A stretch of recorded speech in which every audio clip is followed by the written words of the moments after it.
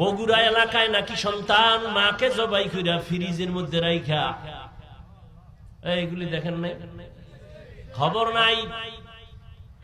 অথচ ছেলেটা এত সুন্দর চেহারাওয়ালা সন্তান, প্রথমে স্বীকার করে নাই, পুলিশ ধইরা, র‍্যাব ধইরা, সিসি ক্যামেরা দেখা এরপরে স্বীকার করছে, হ্যাঁ আমি আম্মারে মারছি।